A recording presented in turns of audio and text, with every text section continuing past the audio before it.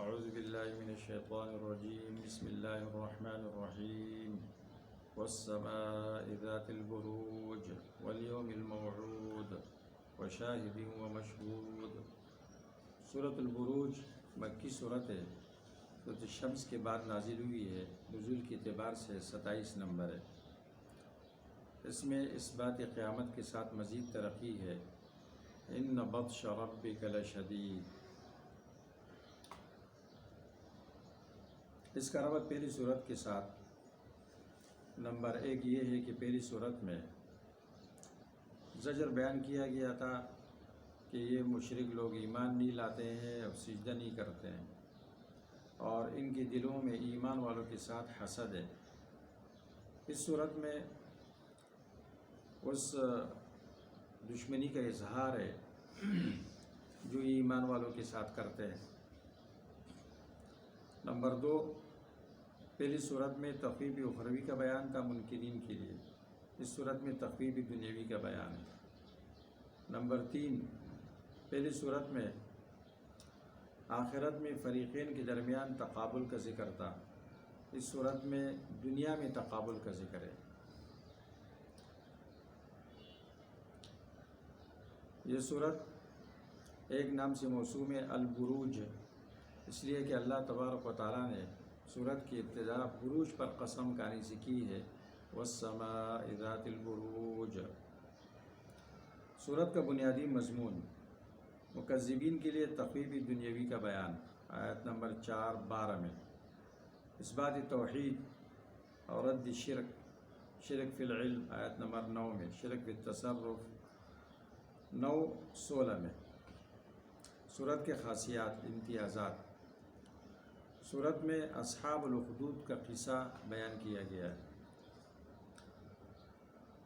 Number 2، تخویف دنیاوی کے لیے تاکیدات ہے۔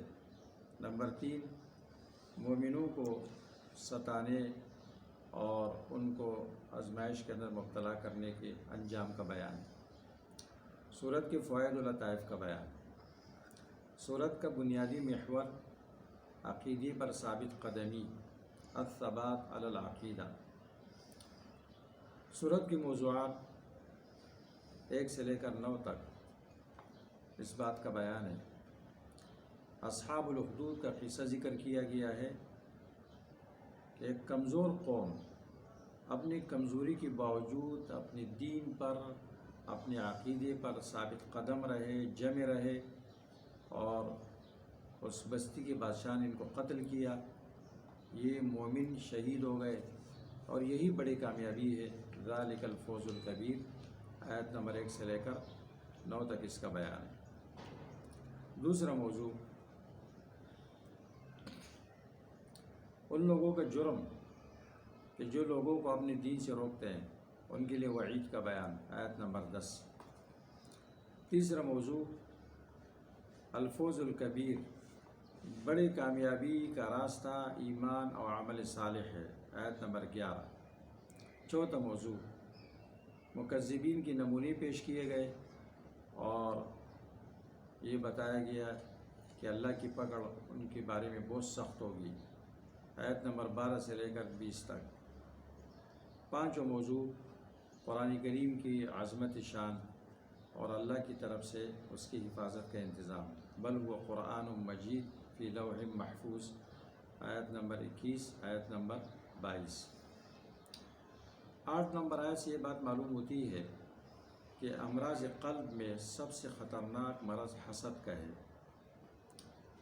آیت نمبر 12، 13، 14 سے یہ بات معلوم ہوتی ہے کہ بعد الموت کا مسئلہ یہ شدت اور رحمت کے بیچ میں ہے، اور بندوں کو اس کی طرف متنبی کیا گیا ہے۔ 10 نمبر آیت میں اس بات کا بیان ہے کہ اللہ تبارک و تعالیٰ گناہگاروں کے لیے توبے کا دروازہ ہمیشہ کھلا رکھتے ہیں، اگرچہ ان کے گناہ بہت بڑے کیوں نہ ہو۔ حسن بصری رحمہ اللہ فرماتے ہیں کہ اللہ کے اس کرم کو، اس سخاوت کو دیکھو کہ ان کافروں نے اللہ کے اولیاء کو قتل کیا، شہید کیا، اور اللہ تبارک و تعالیٰ ان کو توبہ و مغفرت کی طرف دعوت دیتے ہیں۔ ابن کثیر نے اس کو نقل کیا ہے۔ قتل اصحاب الاخدود آیت نمبر 4. قتل کا معنی بد دعا، ان پر بد دعا، اور لعنت، قتل، عذاب، ان پر لعنت ہو، تباہ کیے جائے، ان پر عذاب آ جائے، یہ معنی اس کے آتے ہیں. اس کی بہت ساری شواہد ہے. قتل الخراصون سورۃ الذاریات. قتل الانسان ما اکفر. قتل الخراصون ذاریات آیت نمبر 10. قتل الانسان ما اکفر سورۃ عبس آیت نمبر 7. انه فکر وقدر فقتل کیف قدر آیت نمبر 18-19 سورۃ مدثر. ابو ہریرہ رضی اللہ تعالیٰ عنہ فرماتے ہیں اس آیت کے متعلق، وشاہد و مشہود آیت نمبر 3. شاہد سے کیا مراد ہے، مشہود سے کیا مراد ہے؟ شاہد جمعے کا دن، مشہود عرفے کا دن، یوم الموعود قیامت کا دن.